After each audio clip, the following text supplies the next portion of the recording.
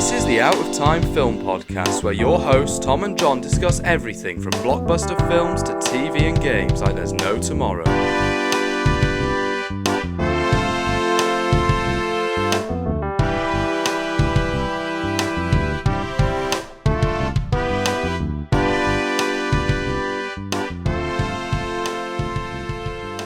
Hello and welcome to the Out of Time Film Podcast. My name is Tom and as always I'm joined by my co-host John, and this week we're talking about the original Little Mermaid.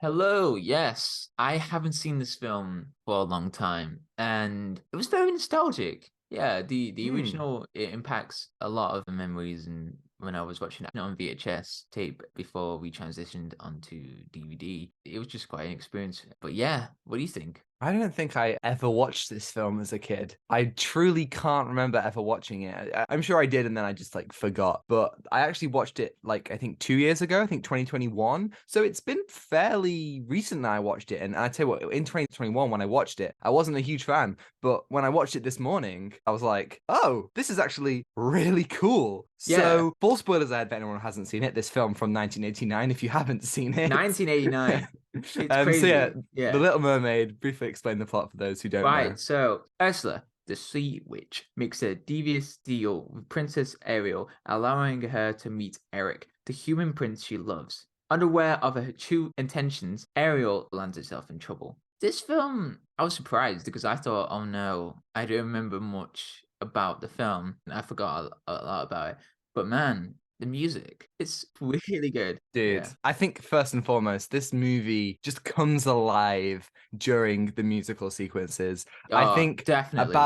When we get to Under the Sea, which is Under such a the banger. Sea. Oh my It's God. just far and away the best song in the movie. And that whole sequence is just so electrifying with the animation and the colors and the speed of it all and all of the fish dancing. It truly is something magical. Yeah. I think that was the point where I was like, okay, I'm on board. I know that's 30 minutes in, but I was like, yes, okay, I'm with you. Here we go. Because it was just so brilliant. Yeah, the music was just so good. I really liked the characters in this film. It's wholesome. What I really liked with the characterization, it's impressive where this is rotoscoping the performers, or I don't know which one, but in 1989, which is pretty cool. I mean, they did Pinocchio in the 40s, was it? Yeah, I think 45, 40s, I want to yeah. say. Yeah, so well, I we really talked liked about Pinocchio, and we talked about that, and this is the beginning of the Disney Renaissance, which kind of was 10 years of just banger after banger. So we're talking Little Mermaid, Rescuers Down Under, Beauty and the Beast, Aladdin, Lion King, Pocahontas, Hunchback of Notre Dame, Hercules, Mulan, Tarzan, just wall to wall. Maybe not Rescuers, but other than that, wall to wall, just the best of the best for Disney. And you can see already some of the techniques. I'm not sure if rotoscope is employed, but some of the techniques that they're using, you start to get some of the 3D models, you see, especially, I think of, the Beauty and the Beast, the dance, the way that the camera kind of moves around them. I love that dance. Or in Tarzan, where you kind of track him along the branches. You see the start of that technology getting used here. There's a scene where Ariel runs down the stairs only to find the Muriel, Ursula in disguise is there, and the way that the camera follows her, that's so cool, because even though it's just a small scene, I was like, yeah, there it is. This is the beginning of some of the most iconic scenes and shots in Disney canon. Yes, there was one shot I really liked, the little boat where Ariel and Eric were about to kiss. This whole song about kiss the girl, and I really liked the whole aesthetic of that. That's an iconic scene. That it's just absolutely fantastic. So wholesome. I mean, the whole aesthetic is just really nice. And yeah, I'm just worried about the new one.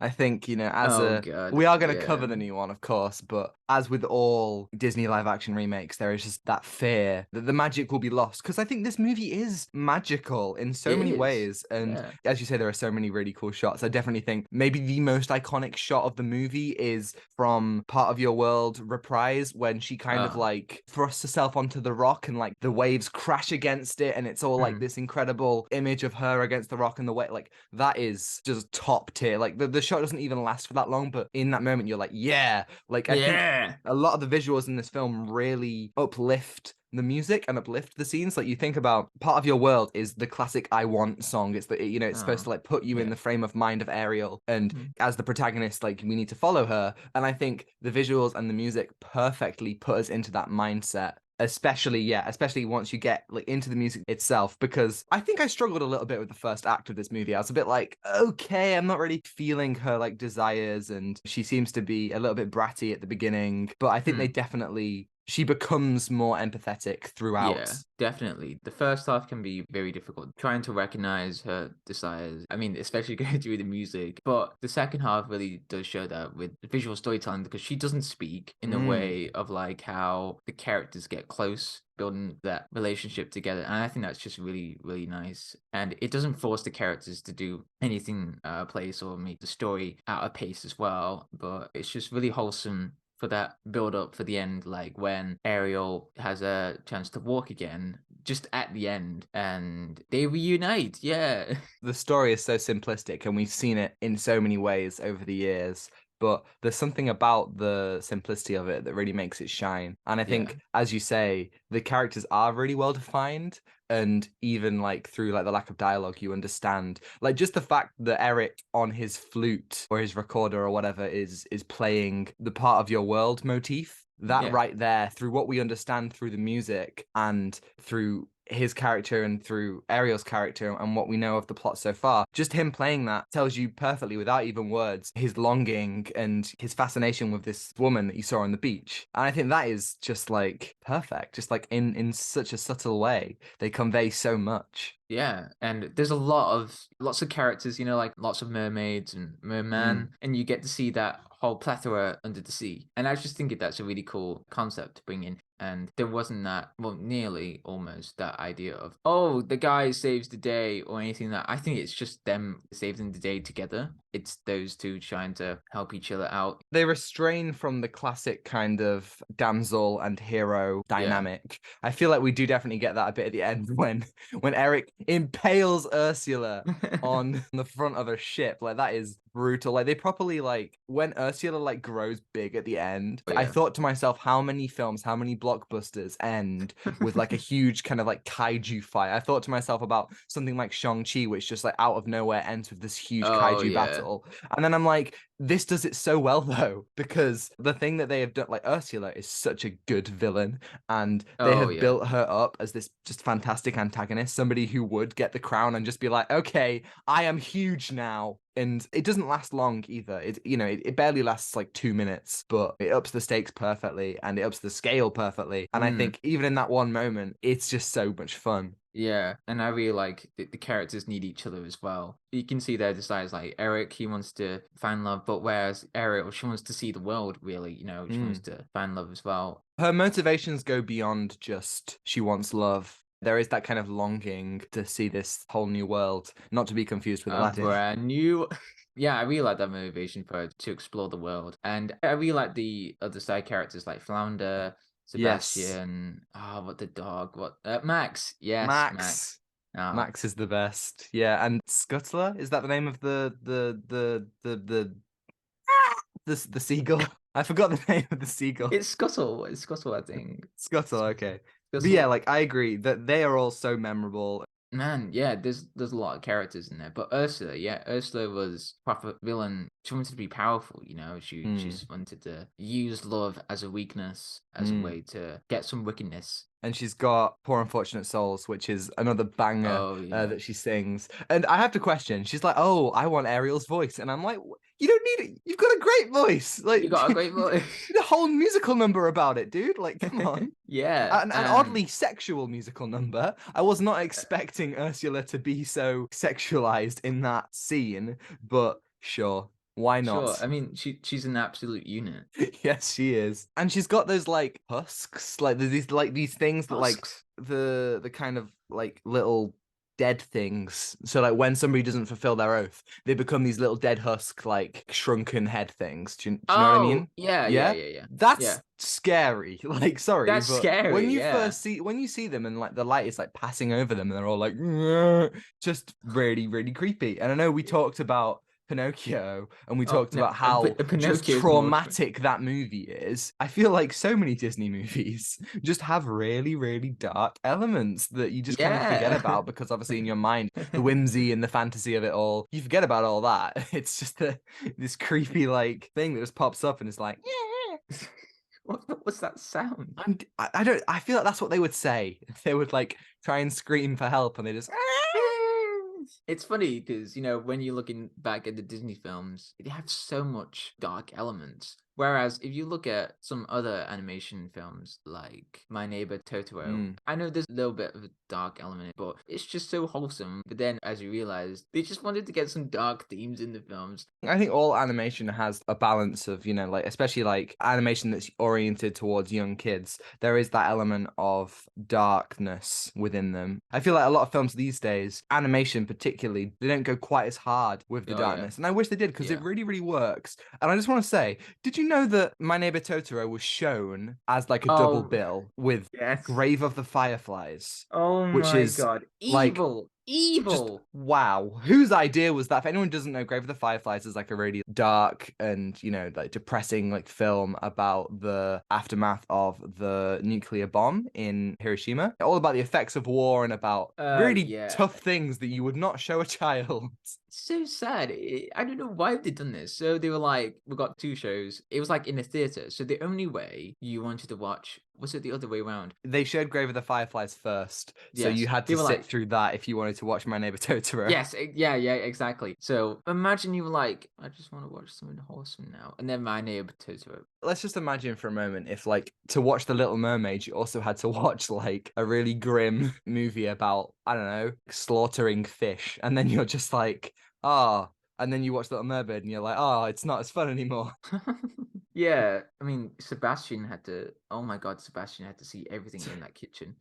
Oh my god, that scene, so just abrupt and out of nowhere. This chef, he goes to the end of he is like the original version of the chef from Ratatouille, hell-bent on destroying this crab. And I tell you, the song he sings, so very similar to Be Our Guest from Beauty and the Beast. I don't know if you noticed, but I was it's very similar. The melody was so like, there are definitely a couple of bits in the movie where you're just kind of like, all right, why?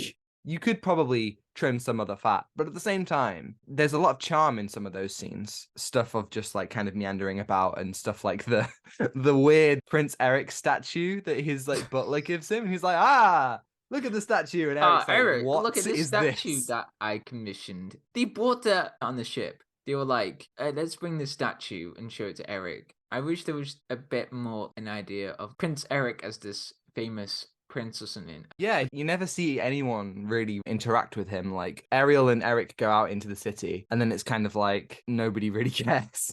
Like barely. It's more. It's Prince Eric.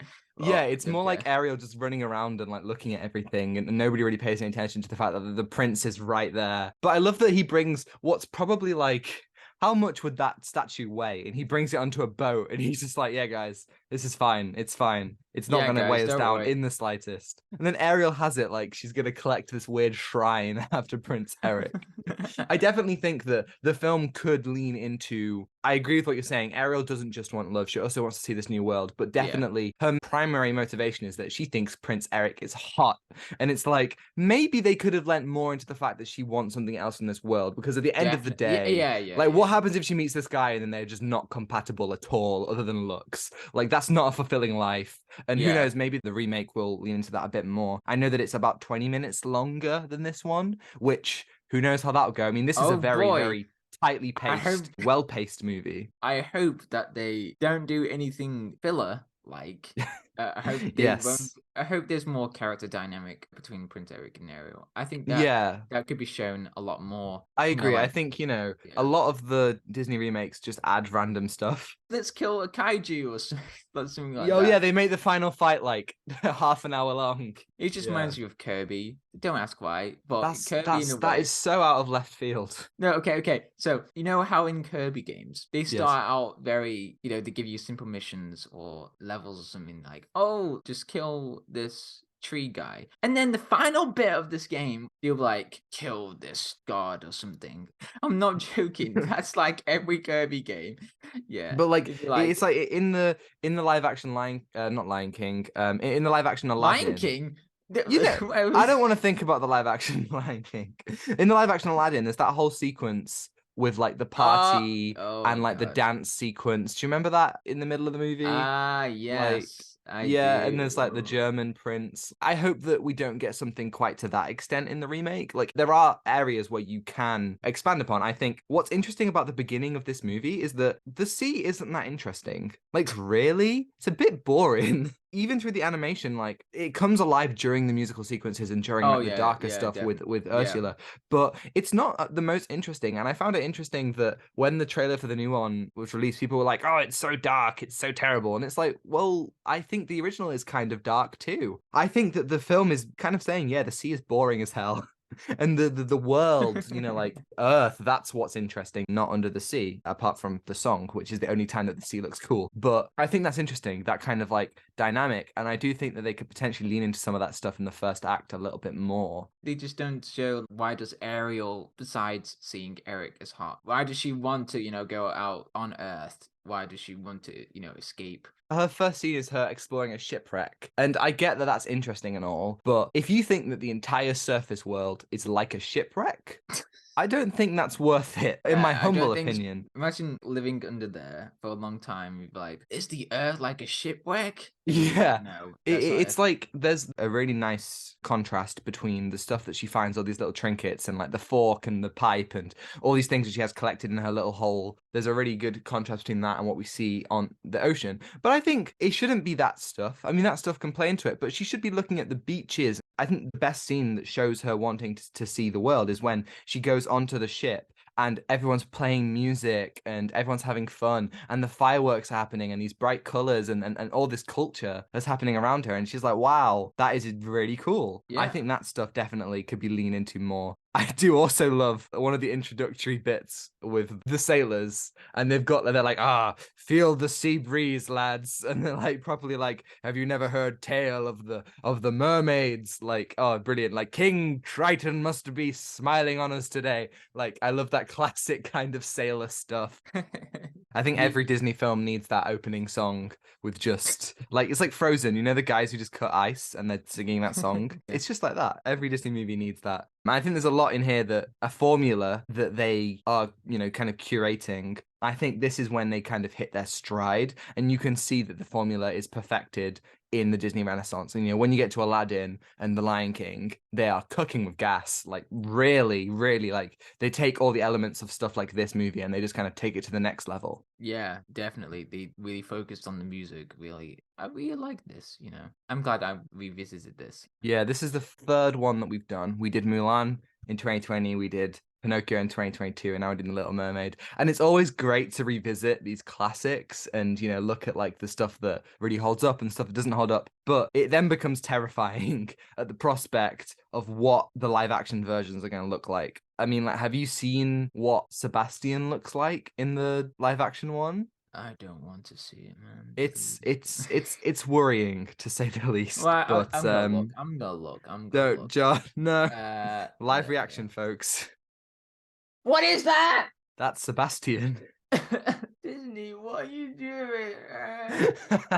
What are you doing? What is that? Well, it's definitely worth saying that, like all the animals, all the fish, like, Sebastian and why does he look Scuttle, bored? all that, they are so expressionistic and their designs are all so great that I just don't understand why you would do it like this. Like, why would you give it such a real interpretation? Like, why would you make it so realistic? Because I just think that's so boring. I mean, we'll see how the film pans out, but I don't know, man. I don't know. It's like The Lion King all over again. The lions just kind of have no expressions, and it takes away so realistic. Why? It's gonna be so boring. You can't even see the visual storytelling. You'll be like, yeah, how are they supposed to emote? How can a crab oh my god, emote? how are they going to do the voice acting for this? I've seen clips. I know what's happening. Oh god. They move their little mouths. It is a sight to behold for sure. But we'll get onto that next time. And for now, we can hopefully pray that the remake will be good and just think about the original. What are you going to give 1989's The Little Mermaid out of 10? I'm going to give it a 7. Okay, I'm going to go an 8. I like this movie. I thought it was really cool. I really like this film. Yeah. Yeah. In terms of the Disney films that we've rewatched, I think I preferred it to Pinocchio, but I also think it's not as good as Mulan. Mulan was awesome, dude. Oh, Mulan. The original, to be clear. To be very clear, I mean the original, not the new one. Please, okay, God, okay. The original, don't misconstrue my words. Yes, the original. That's thousands times better than the live action. Yeah, indeed it is. I'm very worried about the live action. You can tell. Okay, we've still got 2 weeks. You can rest for now. When are we doing Spider-Verse? Next week. Yay! Sorry, I was drowned in my sadness and let the clouds part, and Miles Morales will put his hand out and pull you into the heavens, because Across the Spider-Verse looks awesome. Thank you everybody for listening. If you enjoyed and you're watching on YouTube, you can give us a like and subscribe if you want to see more. And if you're listening on Spotify, you can follow and give us a 5-star review if you think we're worthy. Next week, we're not doing The Little Mermaid 2023 just yet, because we are doing Across the Spider-Verse, which is gonna be insane. I can't wait. Into the Spider-Verse, one of my all-time favorites, so I really, really hope that Across the Spider-Verse is as good as I know it can be. And you can send us an email at outstimefilmpod@gmail.com. Let us know your thoughts on Across the Spider-Verse and ask us any questions, and we'll answer it right here on the podcast next week. And you can follow us on Instagram at outstimefilmpod to see our incredible thumbnails from Zain Afzal, and on Twitter for more thoughts from me. And you can find links to all that in the description below. Thanks to Jones-Meyer for the excellent theme, and Ronan Phillips for vocals as always. And I think that's everything. Yeah, that's everything. I'll stop being depressing now. Okay. Okay, take what you're given. Give nothing back. Goodbye. Goodbye.